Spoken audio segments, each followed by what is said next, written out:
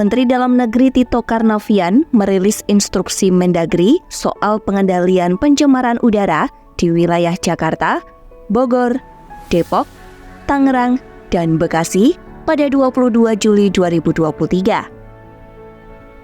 Aturan ini ditujukan untuk 11 kepala daerah, yakni Gubernur DKI Jakarta, Gubernur Jawa Barat, Gubernur Banten, Bupati Bogor, Bupati Bekasi, Bupati Tangerang, Wali Kota Bogor, Wali Kota Bekasi, Wali Kota Depok, Wali Kota Tangerang, dan Wali Kota Tangerang Selatan. Dalam instruksi yang dirilis Mendagri, ada 13 perintah untuk masing-masing kepala daerah. Di antaranya, kebijakan soal sistem kerja work from home atau WFH dan work from office atau WFO. Penyesuaian sistem kerja WFH dan WFO ini dilakukan untuk ASN, karyawan BUMN, BUMD, atau karyawan swasta. Namun hal ini dikecualikan untuk pihak yang memberikan layanan publik secara langsung. Pembatasan penggunaan kendaraan bermotor dengan beralih menggunakan transportasi umum. Hal ini juga bisa dilakukan dengan mengoptimalkan penggunaan kendaraan operasional atau bus antar jemput bagi ASN, karyawan BUMN, atau BUMD. Penyesuaian kebijakan sistem belajar atau pembelajaran jarak jauh. Tiap kepala daerah diminta untuk melakukan penyesuaian kebijakan pengaturan modifikasi sistem belajar atau pembelajaran jarak jauh. Selanjutnya, ada pula kebijakan tentang penggunaan masker di luar ruangan. Mengoptimalkan penggunaan masker saat beraktivitas di luar ruangan.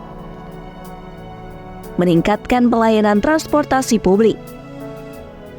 Hal ini berkaitan dengan pemberian intensif, menambah rute di sejumlah daerah, dan memastikan kenyamanan dan kapasitas ruangan yang nyaman. Memperketat uji emisi kendaraan. Instruksi ini mencakup memperketat uji emisi oleh pihak terkait, pengawasan terhadap kendaraan bermotor yang tidak memenuhi syarat uji emisi, dan memberikan sanksi pelanggaran uji emisi.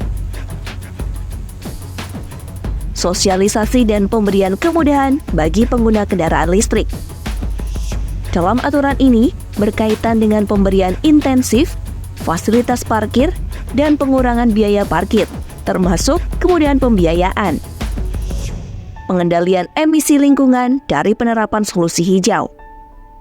Instruksi ini meliputi larangan pembakaran sampah, penyiraman jalan untuk mengurangi debu, mengoptimalkan penanaman pohon, dan melakukan modifikasi cuaca melalui hujan buatan.